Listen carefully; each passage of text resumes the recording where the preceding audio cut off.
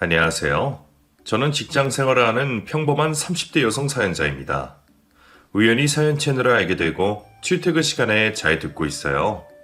처음에는 기막힌 일들이 남의 사정 같지만 않아서 자꾸만 듣게 되었는데 듣다 보니 저도 사연을 보내봐야겠다 싶더라고요. 저도 다른 분들 못지않게 너무나 놀랍고 기막힌 일을 겪었기 때문이죠. 이 얘기를 어디서 어떻게 설명해야 하나 싶을 정도로 난감한 사정이지만 그래도 언젠가 한 번쯤은 꼭 얘기하고 싶었네요. 그래서 저도 더는 과거에 매여 살고 싶지 않다는 생각을 하며 여러분께 저의 사연을 전해봅니다. 이 이야기는 저희 결혼 생활과 관련된 이야기입니다. 20대 시절 저는 원래 연애에 큰 뜻이 없는 사람이었어요. 어릴 적 멋모르고 만났던 남자들 때문에 너무 상처를 받았던 탓인지 괜히 마음 쓰고 감정 소모할 바에는 연애고 결혼이고 안 하고 혼자 살아야겠다 싶더라고요. 그래서 연애는 말고 운동이나 배워보자는 심정으로 운동 동호회에 들어가게 되었습니다. 제가 의지 강박인 면이 있어서 혼자서는 도저히 운동할 마음이 나지 않아서 다 같이 하는 모임에 들어가게 되었던 거죠. 비슷한 또래의 남녀가 섞여있던 그 모임은 모두들 활기차고 친절해 보였어요. 다행히 다들 친구처럼 지내는 분위기라 운동하기에도 좋고 마음도 편했었죠. 그런데 그 중에서 유독 한 사람이 처음부터 제게 관심이 있어 보였습니다. 운동을 하면서 중간중간마다 자꾸만 저를 쳐다보는 것 같았고 쉬는 시간마다 어디선가 나타나서 제게 물을 건네고 직접 챙겨온 간식을 챙겨주곤 하더라고요. 다른 사람들에게는 안 그러는 것 같은데 유독 저한테만 그러는 모습이 누가 봐도 제게 이성적 관심을 보이는 모습이었어요. 보통 사람이라면 누가 자기를 챙겨주는 게 싫지 않을지 모르겠지만 아무 사심 없이 운동을 하러 와서 연애 생각도 딱히 없는 제게 그런 관심은 부담이기만 했죠. 그 사람이 부담스러웠던 저는 그 남자의 뻔한 관심에도 일부러 더 무심하게 굴었습니다. 괜히 미안해서 자꾸 받아주고 여지를 주는 것보다는 단호하게 하는 게 그 사람에게도 저에게도 좋을 거라 생각했거든요. 그렇게 제가 자꾸 자리를 피하고 싫은 티를 내서 그런지 그 사람도 어느 날부터는 제게 관심을 끄는 듯 거리를 유지하더라고요. 그런데 관심을 보이던 사람이 갑자기 관심을 꺼서 그런 건지 그때부터 오히려 제가 그 사람에게 관심이 가기 시작했지 뭐예요. 알고 보니 그 사람이 저 취향이 상당히 비슷하다는 걸 알게 되었거든요.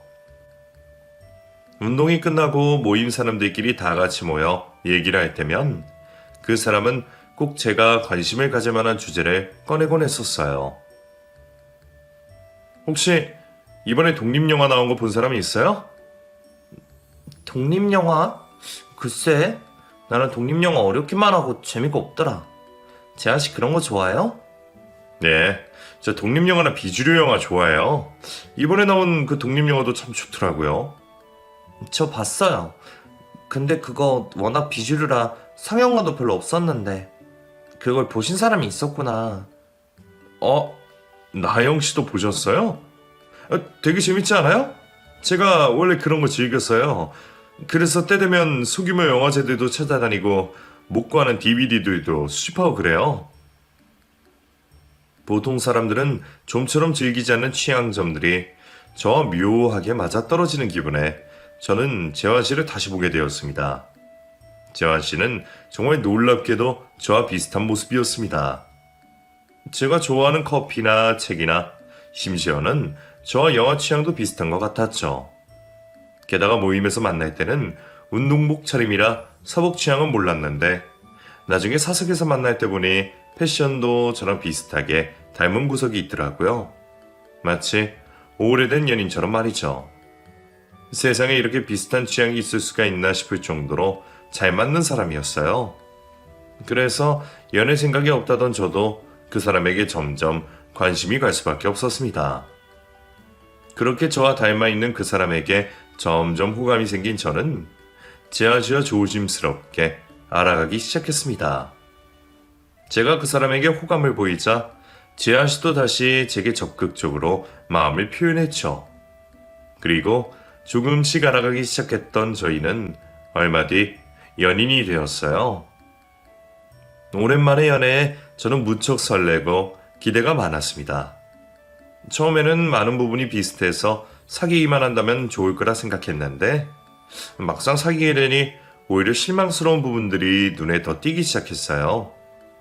사람 사이가 취향만 잘 맞는다고 다 되는 게 아닌 건지 가까워질수록 알게 되는 재한 씨의 모습들은 제 기대와 많이 달라 보였습니다.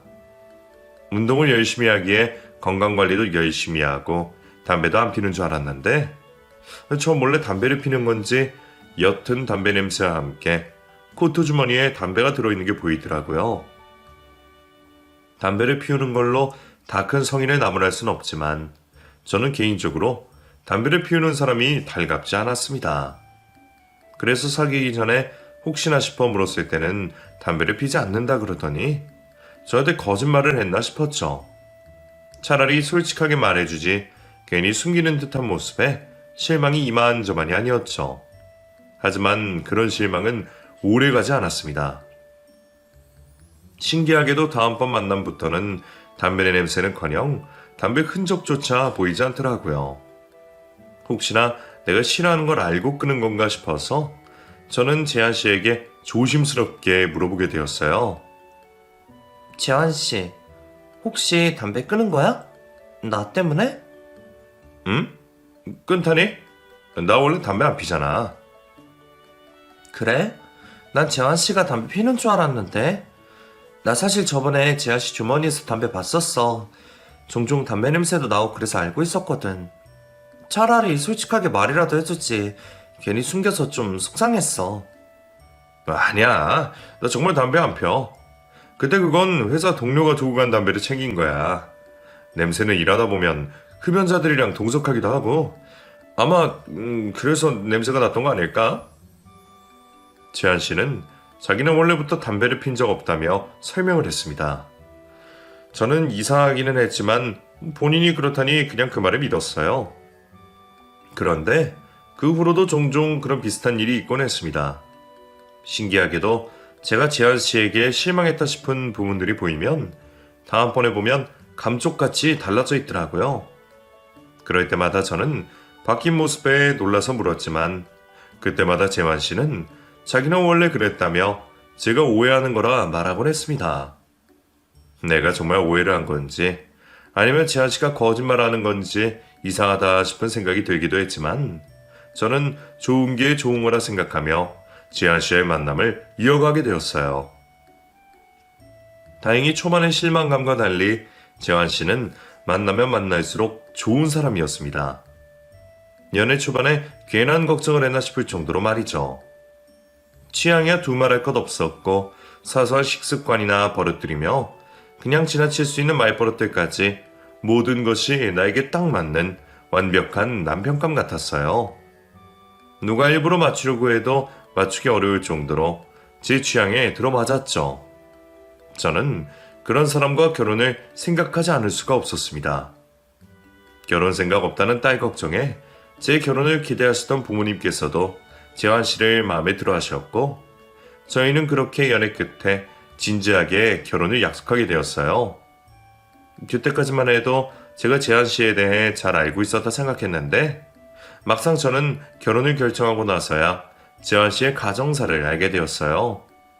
그러고 보니 저는 재환 씨가 저를 알고 있는 것에 비해 재환 씨에 대해 모르는 것이 많은 듯 했습니다. 평소 데이트를 할 때면 늘 다른 얘기를 주고받기 바빴던 탓에 저도 굳이 물을 생각을 하지 못했던 것 같았죠. 저야 연애 초기부터 부모님 이야기며 제일 친한 친구들 얘기에 제 어렸을 적 이야기까지 전부 했지만 원래 말이 없던 재한 씨는 묻지 않으면 먼저 얘기를 하는 성격은 아니었어요. 그래서인지 제가 재한 씨에 대해 몰라도 너무 몰랐더라고요. 재한 씨가 홀어머니 밑에서 자랐다는 얘기를 결혼할 때가 되어서야 알게 된 저는 솔직히 놀랄 수밖에 없었습니다. 왜 당연히 부모님이 두 분 다 살아계실 거라 생각했는지 몰랐던 남자친구의 사정에 괜히 미안한 심정이었어요. 그런데 저희 집에 결혼 약속을 받고 다음날 재환 씨는 더 놀라운 얘기를 하더라고요. 그래서 재환 씨네 집에는 언제 가? 어머니가 나 마음에 들어 하실지 너무 걱정되네. 그게 나영아, 내가 말 못한 이야기가 있는데 말이야. 화 안 낼 거라고 약속해 줄래? 뭔데 그래. 괜히 무섭게 뜸들이지 말고 얼른 얘기해봐. 우리 사이에 숨길 게 뭐가 있다고. 우리 어머니 말이야. 사실 어머니가 몸이 좀 안 좋으셔. 그래서 의식 없이 누워 계시거든. 진작 말했어야 하는 건데 어떻게 설명해야 할지 몰라서 말을 못했어. 늦게 말해서 미안해. 처음 듣는 시어머니의 사정에 저는 깜짝 놀랐어요. 어머니가 의식 없이 누워만 계시다니. 시어머니와의 만남을 기다리던 제게는 청천벽력 같은 일이었습니다. 하지만 그렇다고 해서 그런 일로 파혼을 고민한다거나 결혼을 약속한 남자친구에게 화를 낼 수는 없었어요. 미리 얘기를 하지 않은 건 섭섭할 일이었지만 정작 당사자는 그 말을 꺼내기까지 얼마나 힘들었을지 생각하니 화를 내기도 어려웠죠. 그래도 이런 얘기는 해줬어야지. 설마 내가 그런 일로 결혼 안 하겠다고 할까봐 걱정한 거야? 그것도 그렇지만 이제 와서 솔직히 말하면 우리 결혼해도 내가 어머니 모셔야 해. 나 말고는 다른 가족이 없잖아. 그렇다고 아프신 어머니를 요양병원에 보낼 수도 없고. 물론 그렇다고 나영이 너한테 부담을 줄 생각은 아니야. 어머니 간병은 처음부터 끝까지 내가 다 할 거고 어머니는 의식 없으시니까 방에만 계실 거야. 살면서 절대로 너 불편하게 하거나 걱정시킬 일 없어. 그렇다고 해도 어떤 여자가 시어머니 모시고 사는 걸 좋아하겠어. 너한테 미안해서 말하기까지 몇 번이나 고민했는지 몰라. 늦게 얘기를 한 것은 당황스러웠지만 결혼할 사이에 그 정도 신뢰는 있었습니다. 그래서 저는 남편을 이해하고 결혼을 하기로 결심할 수밖에 없었죠. 그리고 약속대로 저는 아프신 시어머니를 모시고 시어머니와 남편이 살던 집에서 신혼을 시작하게 되었습니다. 외동아들인 남편이 홀어머니를 모시는 게 당연했기에 저는 다른 선택사항 없이 시어머니를 모시게 되었지만 남편은 그마저도 제게 미안해하는 듯 했습니다. 그래서 그런지 결혼 후 한 번도 제게 시어머니의 간병을 부탁하거나 하는 일 없이 낮이고 밤이고 늘 혼자 시어머니를 챙기곤 했어요. 저는 결혼 전에 아무리 약속을 했었어도 이제는 부부가 되었으니만큼 앞으로의 고난을 나눠야 한다 생각했는데 남편은 무슨 이유인지 절대로 제게 시어머니를 부탁한 적이 없었어요. 여태 나 혼자 한 건데 이제 와서 당신한테 시킬 이유가 뭐가 있어. 우리 어머니니까 내가 직접 하는 게 맞지. 그래도 우리가 결혼했으면 이제는 내 시어머니이기도 하잖아. 부부 사이에 내외하는 것도 아니고 나도 돕는 게 맞지. 그동안이야 어머니한테 자기밖에 없었으니까 자기 혼자 해야 했지만 이제는 나도 있고 당신도 혼자가 아니잖아. 간병하는 게 쉬운 일도 아니고 매일 혼자 고생하는 게 안쓰러워서 그래. 그래, 나도 간병이 힘든 거 아니까 당신한테 안 시키려고 그러는 거야.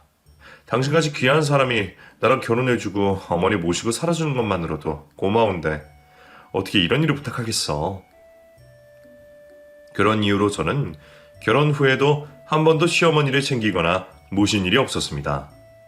남편이 없을 때라도 혼자 몰래 도와드리고 싶기도 했지만 저도 간병은 해본 적이 없어서 겁이 나더라고요.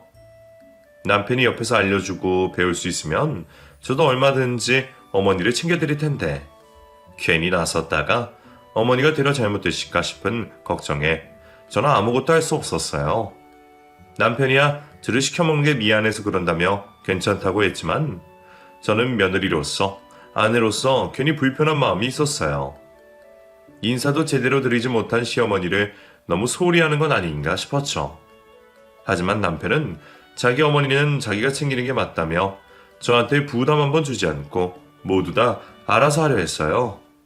그건 제 생각보다 더 효자였던 남편이 어머니를 위하는 마음이라 생각했죠. 어머니가 나한테 해주신 게 많아서 그런지 이제는 내가 어머니한테 해드려야겠다는 생각이야. 그래서 굳이 당신 손 빌려서까지 어머니 모시고 싶지 않았어. 지금도 내가 충분히 할 수 있으니까. 그리고 그렇게 해야 내가 어머니한테 지은 빚을 조금이나마 갚는 것 같이 느껴져. 우리 어머니가 정말 나한테 잘해주셨거든. 당신 얘기를 듣다 보면 어머니 참 좋으신 분이셨을 것 같아. 나도 어머님이 참 궁금하다. 혹시 어머니랑 당신이랑 같이 찍은 사진들은 없어? 그러고 보니 그 집에는 희한하게도 가족 사진이 보이지 않았습니다. 물론 남편이 태어나기도 전에 일찍 돌아가신 아버님 때문에 남편과 시어머니 둘뿐인 단촐한 가정이라 그럴지도 모르겠지만 저는 어머님을 제대로 만나뵐 수 없었어서 그런지 어머님이 깨어있으셨을 때의 모습이 궁금하더라고요. 그래서 사진이 없냐 물었지만 남편은 최근에 찍은 사진이 없다며 오래전 어머니와 단둘이 찍은 사진을 보여주었습니다. 그렇게 저는 사진으로나마 시어머니와 남편의 추억을 엿보게 되었죠. 그런데 이상하게도 시어머니와 함께 찍은 남편의 옛 사진 속 얼굴들이 지금의 남편과는 많이 다른 듯 보였습니다. 어릴 적 사진이 그럴만하다 싶기도 했지만 자라면서 이목구비나 분위기로 많이 달라진 듯 하더라고요. 근데 여보, 어릴 적 사진은 많이 다르다. 누가 보면 다른 사람인 줄 알겠어? 내가 좀 많이 용됐지? 아니? 어릴 적에도 귀여워. 근데 뭐랄까? 분위기가 많이 다르다고 해야 하나? 좀 낯설게 느껴지네? 원래 남자들은 자라면서 얼굴이나 분위기 많이 달라지기도 해. 나는 아마 중학교, 고등학교 시절에 그 운동을 해서 그렇지 않을까? 그런가? 나는 어릴 적이랑 판박이란 소리를 많이 들어서 그런지 변한 게 별로 없거든. 당신 운동 정말 열심히 했나 봐? 뭐 그렇지. 남자는 등치가 있어야 하니까. 어릴 적에는 저렇게 귀엽고 약하게 생겨서 괴롭힘을 많이 당했거든. 아마 그래서 자라면서 일부러 인상 쓰고 다녀서 인상이 달라진 것 같기도 해. 나는 당신 귀여운 모습도 좋은데? 근데 자기 정말 어릴 적에 사랑 많이 받고 자랐나 봐. 사진 속에서도 어머니가 아끼시는 게 많이 보이네. 근데 왜 이 이후의 사진은 없어? 학창시절 사진은 없어? 아, 그게 전에 이사 오면서 잃어버렸어. 어머니도 엄청 아쉬워하셨었지. 남편의 이후 행적은 볼 수가 없어서 아쉬웠지만 그래도 저는 이전에는 몰랐던 남편의 어린 시절을 엿볼 수 있어서 좋았어요. 귀여웠던 시절의 사진을 보니 왠지 늘 완벽해만 보이던 남편의 빈틈을 본 기분이랄까요? 남편은 어릴 적에는 귀엽게 생기고 유약해서 괴롭힘을 받았다며 어린 시절의 모습을 싫어했지만 저는 귀여운 남편의 모습이 더 정감이 가고 좋았습니다. 그리고 그 사진들 속 활짝 웃고 있는 남편과 시어머니의 모습으로 남편이 어머니에게 얼마나 많이 사랑을 받고 자랐는지 잘 느낄 수 있었죠. 그래서인지 저는 괜히 더 시어머니의 사정이 안타까웠어요. 아드님을 이렇게 사랑하시는데 아드님이 결혼한 것도 못 보셨으니 말이에요. 그래서 저는 조금이라도 시어머니를 돕고 싶은 마음이 들었죠. 그런데 그러던 어느 날 제가 시어머니를 챙겨드려야만 하는 상황이 생겼습니다. 시어머니 때문에 출장은 마다하던 남편이 미룰 수 없는 출장을 떠나야 했기 때문이었어요. 그것도 무려 일주일간의 해외 출장을 말이죠. 남편은 시어머니를 저에게 맡기기 부담스러운지 회사를 설득해보려 했지만 회사 쪽에서도 남편이 꼭 필요한 상황이라 의견 조율이 잘 되지 않는 듯 했어요. 다른 일도 아니고 회사 일 때문인데 가야 하지 않나 싶었던 저는 제가 알아서 잘할 수 있다며 마음 놓고 남편을 보내주고 싶었습니다. 하지만 남편은 어쩐지 저를 못 믿어하는 듯 했죠. 진짜 미쳐버리겠네. 회사에 직원이 나밖에 없는 것도 아니고 왜 다들 나더러 가라 그러는 거야. 당신이 꼭 필요하다며. 다른 일도 아니고 회사 일인데 어떡해. 그러다가 괜히 미운 털 박히거나 회사 일에 문제 생기면 그게 더 큰일 아니야? 당신이 우리 집 가장인데 회사 생활 잘해야지. 그동안 어머니는 내가 잘 모실 테니까 당신은 걱정하지 말고 다녀와. 왜? 내가 그렇게 못 믿어? 아니, 당신이 못 믿었기보다 오기보다 내가 불안해서 그렇지. 어머니 아프시고서 어머니 옆을 떠난 적도 없고 그동안 내가 챙긴 게 있었으니까 아무래도 내가 있어야 할 것 같은데. 여보, 이참에 잘 생각해봐. 우리 결혼 생활하면서 이런 일 또 없겠어? 당신이 다치기라도 하거나 사정이 생기면 내가 어머니 대신 챙겨야 될 텐데 그때는 어떻게 하려고 그래? 그때 가서 서로 당황하고 걱정할 바에는 지금부터라도 내가 천천히 어머니 모시는 거 배우고 당신 도와주는 게 좋지 않겠어? 나 당신이 걱정할 만큼 모질이 아니야. 간병은 처음이지만 당신이 가르쳐주는 대로 잘할 수 있다고. 그러니까 너무 걱정하지 말고 나 한번 믿어봐. 어? 그래, 당신 말이 맞아. 어쩌면 내가 당신 마음을 너무 몰라줬나 싶기도 하다. 그럼 이번만 좀 부탁할게. 저의 끝없는 설득으로 남편은 겨우 마음을 다잡고 출장을 떠나기로 결심했습니다. 물론 떠나기 전날까지 제게 주의사항을 몇 번이나 가르쳐주고 제가 제대로 하는지 수십 번이나 또 당부를 하고서야 떠나지만 말이에요. 그래봤자 각각 어머니를 닦여드리고 제때에 약을 드리는 것밖에 없는데 뭐 그리 걱정을 하나 싶었지만 워낙 효자였던 남편이 어머니와 떨어지는 게 불안한가 보다 하며 저는 남편의 당부대로 시어머니를 잘 모시기로 마음먹었습니다. 다행히 처음 며칠간은 별일이 없었어요. 괜히 시어머니가 걱정된 탓에 제가 퇴근을 앞당기기도 했고 저도 혹시나 싶어서 자기 전까지 시어머니를 유심히 지켜보곤 했었습니다. 제가 잘하고 있는데도 남편은 출장지에 도착하자마자 확인 전화를 하고 시어머니를 걱정하더니 매일 영상통화로 시어머니의 상태까지 확인하고서야 겨우 마음을 놓는 듯 했죠. 여보, 나 잘하고 있어. 나 믿는다고 해놓고 거기까지 가서 또 걱정인 거야? 아니, 나도 어머니랑 이렇게 멀리 떨어진 게 처음이라 괜히 마음이 불안해서. 그리고 당신도 걱정이고. 어때? 할만해? 그럼 어려운 것도 없고 당신이 시키는 대로 잘하고 있어. 근데 괜히 불안해서 나 요즘 방문도 열어놓고 잤나? 혹시나 어머니 소리 들리면 달려 나가보려고. 의식이 없으신 어머니가 어떻게 깨어나셔? 그래도 혹시 기적이라는 게 있잖아. 당신도 매일 어머니가 깨어나시길 기대할 거 아니야, 안 그래? 나도 설마 싶긴 하지만 그래도 혹시나 싶어서. 말도 안 되는 소리 하고 있어. 너무 기적을 바라는 건 간병하는 가족들한테 별로 안 좋아. 괜히 희망 고문 같은 거잖아. 그래서 나는 그냥 어머니 상태를 받아들이려 노력하고 있어. 그러니까 당신도 괜한 기대하지 마.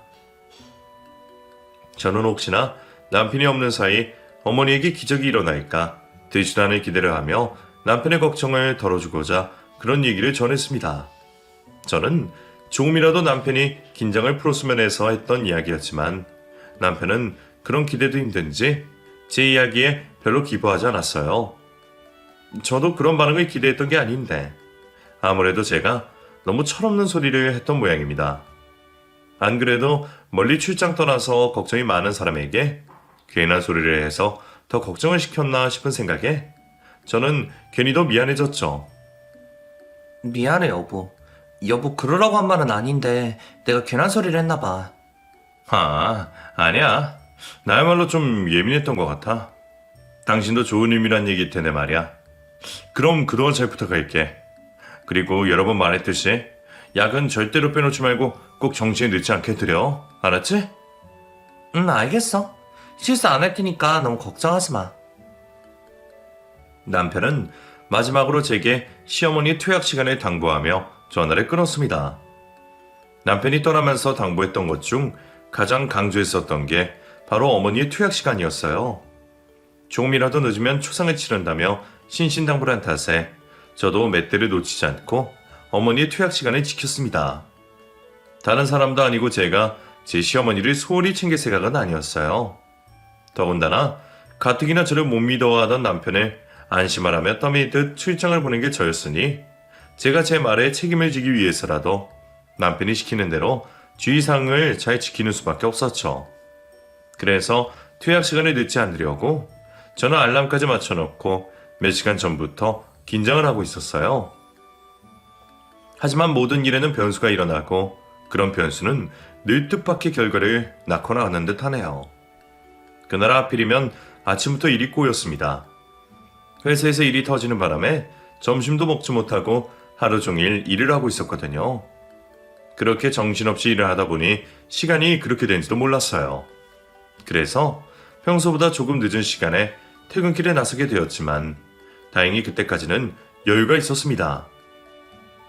그런데 하필이면 그날따라 지하철이 연착되어 버렸고 마음이 급해 지하철에서 버스를 타러 나갔더니 시위 인파로 길이 전부 막혀 있더라고요.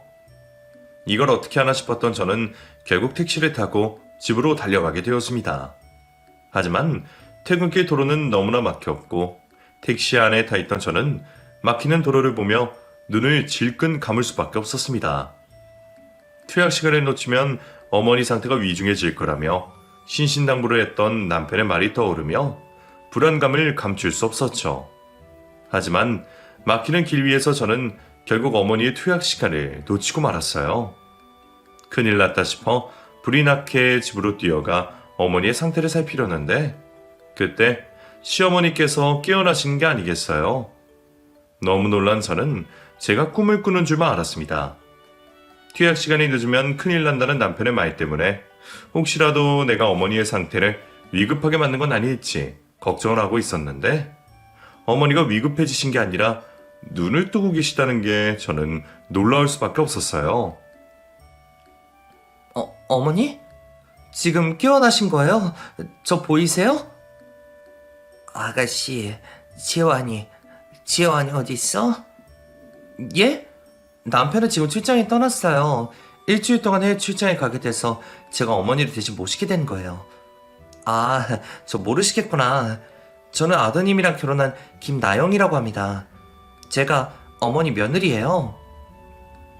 시어머니가 눈을 떴다는 사실에 감격하고 놀라던 저는 무슨 얘기부터 해야 하나 횡설수설하며 짤막한 제 소개를 먼저 꺼냈습니다. 어머니가 의식이 없으신 동안 무슨 얘기라도 들리셨는지 모르겠지만 그동안 어머니를 지켜봤던 저는 시어머니가 너무나 반가웠어요.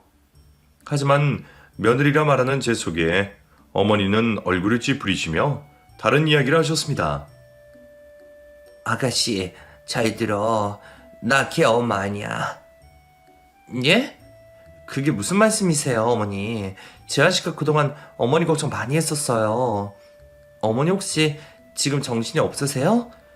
여기가 어딘지는 아시겠어요? 혹시 정신 없으셔서 그러신 거면 제가 지금 당장 의사를 부를게요. 병원 가서 검사 받아봐요. 아, 그럴 게 아니라 재환 씨 목소리부터 들어보실래요? 어머니 깨어났다는 거 재환 씨가 들으면 정말 좋아할 거예요. 어머니도 아드님 소식이 제일 궁금하시겠죠? 아니야, 하지마. 걔 내 아들 아니야. 아가씨, 나 정신 멀쩡해. 여기는 내 집이고 내 아들은 따로 있어. 그게 무슨 말씀이세요? 재환 씨가 어머니 아들이 아니라뇨. 그 약 때문에 내가 의식 없이 잠만 자고 있었던 거야. 그놈이 내가 어디가 아프다 그랬는지, 내가 왜 자기 엄마라 그랬는지 모르겠지만 나는 그런 놈 낳은 적도 없고 어디 아픈 적도 없는 사람이야.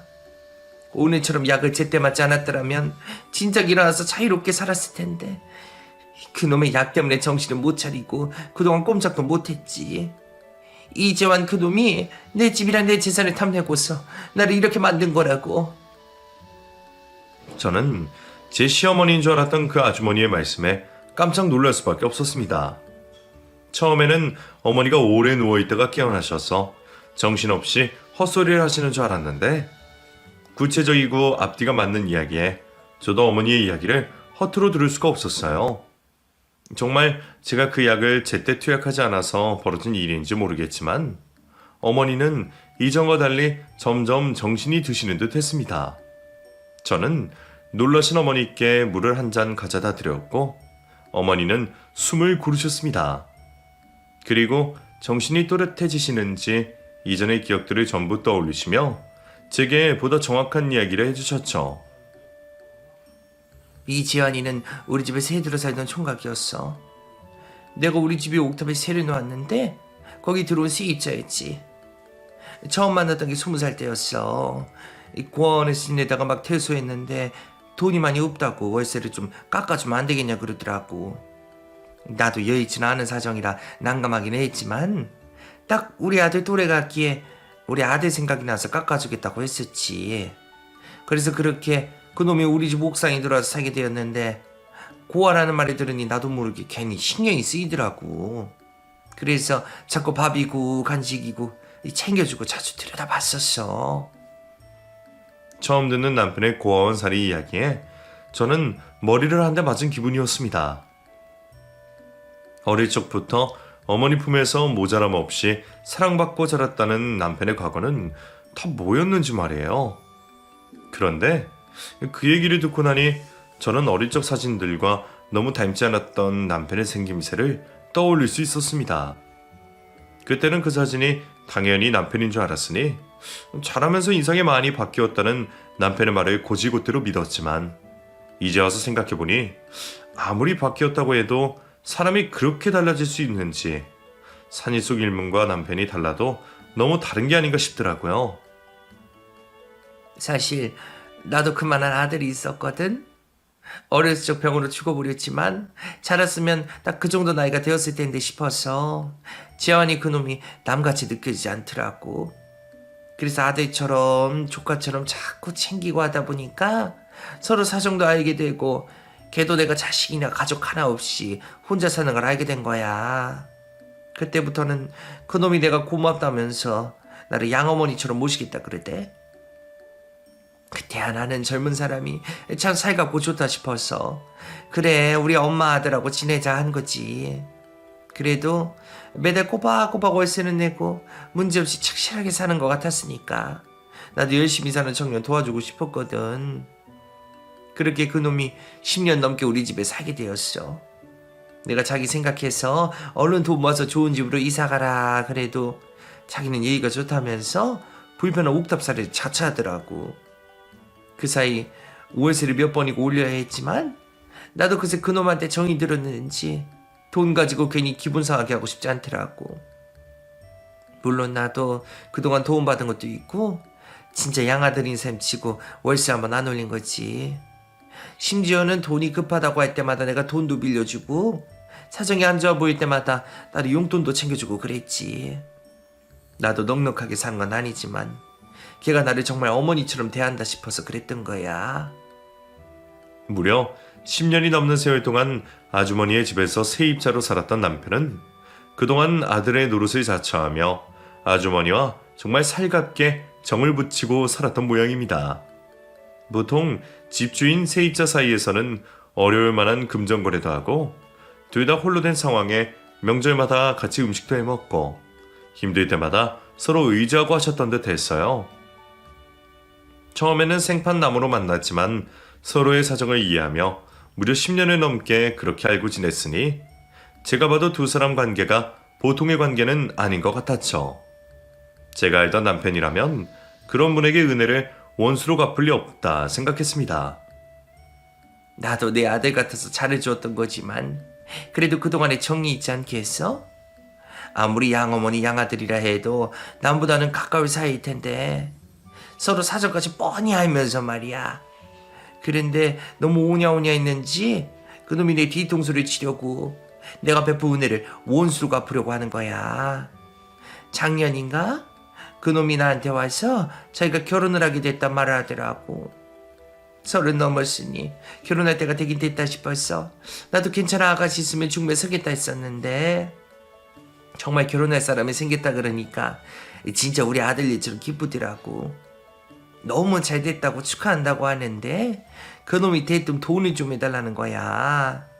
결혼 자금이 필요한데 그 여자는 자기가 고아인지도 모르고 이래저래 내 도움이 필요하다고 하대. 처음에는 이게 무슨 말인가 했더니 그놈이 글쎄 나더러 집 살 돈을 좀 빌려주고 결혼식 날 자기 엄마 노릇을 해달라는 거야. 나도 아들 같던 놈이 결혼한다 그래서 적당히 주기도 하고 결혼 선물도 하고 성심성의껏 할 생각은 했었지만 그건 아니지 않아? 나도 재산이라고는 이제 하나뿐인데 내가 진짜 내 자식도 아닌데 내 집 팔아서 집 얻어줄 수도 없는 거고. 아무리 고아라 서럽다 해도 남들 속여가면서 남의 자식 부모 노릇을 할 수는 없지 않겠어. 그래서 그건 안 되겠다고 딱 잘라 말했더니 이놈이 갑자기 돌변해서는 나를 이 꼴을 만들어 놓았던 거야. 나한테 이상한 약을 놓이고 사지 멀쩡한 나를 이렇게 곧 방에 누워있는 신세를 만든 거지. 나도 정신만 돌아오면 어떻게든 벗어나고 싶었지만 나는 남편이란 자식도 없으니 찾아오는 가족도 없고 가까이 지내는 지인도 별로 없어서 내 피해를 알아줄 사람이 없었어. 아마 아가씨가 아니었다면 나는 평생 그놈 손에서 벗어나지도 못하고 억울하게 살다가 죽어버렸겠지. 그래서 정말 고마워. 아가씨가 내 생명의 은인이나 마찬가지야. 자신이 고아인 것을 숨기려던 남편은 혼자 사는 집주인 아주머니를 해하여 집을 빼앗고 비 한 방울 안 섞인 아주머니를 자신이 어렵게 키운 친어머니로 둔갑시켜 놓았습니다. 아주머니께 직접 그 얘기를 듣고 있는데도 저는 도무지 그 사람이 그런 짓을 했다는 게 믿어지지 않더라고요. 은혜 주신 분께 그런 무리한 요구를 하고 자기가 고아였다는 사실을 그런 식으로 숨기로 했다는 것이 저는 도저히 믿어지지 않았어요. 적어도 저한테는 진실을 말했어야 하는 게 아닌가 싶은데 그 사람은 진실을 말하기는커녕 남을 해치면서까지 저를 속이려 했네요. 그리고 저를 그런 자신의 범죄에 가담시키기까지 했죠. 그제서야 저는 제게 절대 간병을 시키지 않고 혼자 어머니를 케어하던 남편의 의도를 알 수 있었습니다. 제가 가까이서 어머니를 지켜보게 된다면 혹시나 자신의 범죄가 들키지 않을까? 그게 걱정되었겠죠. 그래서 여태껏 저를 위한답시고 혼자 일을 벌리고 비밀을 지켰던 것이었습니다. 그리고 출장을 떠나면서도 저를 믿지 못해 걱정을 했던 거겠죠. 만약 그때 남편이 출장을 가지 않았고 제가 그날 투약 시간을 놓치지 않았더라면 그 아주머니의 피해는 영영 드러나지 않았을까 하는 생각에 저는 온몸에 소름이 돋을 수밖에 없었습니다. 그런 충격적인 얘기를 듣고 진실을 전부 알게 된 저는 곧바로 경찰에 전화를 걸 수밖에 없었어요. 남편의 죄를 감싸주는 여자도 있다 그러던데 남편을 향한 제 사랑은 거기까지는 아니었는지 저는 제 손으로 남편을 신고하게 되었네요. 솔직히 말하면 저는 저를 속이고 저까지 범죄에 끌어들인 남편을 도저히 용서할 수가 없었어요. 차라리 솔직했더라면 이해를 했을 텐데 자기 욕망을 채우고자 한 사람의 인생을 빼앗고 짓밟은 죄를 제대로 물게 하고 싶었습니다. 경찰에서는 아주머니의 증언과 저희 증언들로 남편의 범행 조사를 시작하게 되었고 가해자인 남편은 아무것도 모른 채 출장지에서 돌아오자마자 구속되어 수사를 받게 되었습니다. 조사를 하면서 그동안 제약회사에 다니던 남편이 자기 회사에서 불법으로 약물을 빼돌려 아주머니에게 투여했다는 것까지 밝혀지면서 납치 감금에 불법 약물 유통과 투여에 대한 죄까지 같이 물게 되었습니다. 경찰들도 이런 사건은 처음 본다며 전부 혀를 내둘렀지만 다행히 저는 무혐의가 인정되어 공범으로 처벌을 받지 않게 되었고 조사가 끝난 뒤 곧바로 남편과 이혼을 진행하게 되었습니다. 평생 가볼 일 없던 경찰서에 가게 되고 조사까지 받게 된 게 인상 깊어서 그런지 이혼 소송을 준비하는 건 별로 어려운 일도 아니었습니다. 게다가 이미 범죄에까지 연루된 남편이었기에 이혼을 못할까 걱정할 일이 없었죠. 저는 그냥 무사히 헤어지기만 바랄 뿐이었어요. 그런데 뜻밖에도 더 좋은 결과가 있을 수 있었습니다. 남편이 저지른 범죄 사실들이 하나씩 밝혀지면서 남편이 작정하고 저를 속이려 했던 거라면 혼인 무효 소송까지 할 수 있게 된다더라고요. 덕분에 저는 변호사님의 도움으로 이혼 소송이 아닌 혼인 무효 소송을 하게 되었고 몇 달간의 재판 끝에 저는 그 인간과 완전히 인연을 정리하게 되었습니다. 나중에서야 알게 되었지만 그 사람은 처음부터 저를 속였었더라고요. 자기 마음에 들었던 제가 마음을 열지 않았어서 그런지 어떻게든 제 마음을 얻어보겠다고 제 이상형 행세를 했답니다. 제 일거수일투족을 쫓아 저의 취향을 파악했고 심지어 제가 주변 사람들과 얘기하고 통화하는 내용까지 엿들으면서 제 취향을 알아냈었죠. 그리고는 입맛부터 취향, 취미까지 전부 제가 바라는 남자로 바꿔갔던 거였어요. 연애할 때만 해도 점점 내가 바라는 모습으로 바뀌어가던 남편의 모습이 참 좋기만 했는데 저의 만족 뒤에 그런 연극이 존재할 줄은 차마 몰랐습니다. 그게 어찌나 끔찍하고 소름이 끼치든지 내가 처음부터 속았다는 사실을 도저히 믿고 싶지 않더라고요. 그래도 혹시 남편이 그런 범죄를 저지른 게 가족 없이 고아로 자란 상처 때문에 그런 게 아니었을까 하며 잠시나마 남편의 행동을 이해해보려 했던 저는 그 인간은 그냥 처음부터 끝까지 다 거짓투성이었다며 그 사람의 이야기를 그만두었습니다. 그리고 한참 동안 내가 왜 그런 인간에게 걸려들었는지 반성하던 것도 그만두기로 했죠. 누군가가 작정을 하고 속이려 들었는데 당한 사람이 잘못은 아닐 거라 생각합니다. 그래서 그 아주머니도 저도 누군가를 믿었던 것이 죄는 아니라 생각하기로 했죠. 험한 일을 겪어 정신적으로 피해가 컸지만 앞으로는 저도 제 스스로에게서 잘못을 찾는 것을 관두고 이제는 과거의 일을 지우고 상처를 치유하며 살아가려 합니다. 아마 여러분들이 저를 응원해 주신다면 좀 더 도움이 되지 않을까 하네요. 그럼 제 이야기를 들어주신 여러분들께 마지막 인사를 전하며 제 이야기를 여기서 마치겠습니다. 부디 여러분들께서는 이런 일을 겪지 않으시기를 바라며 늘 행복하시기를 기원할게요. 감사합니다.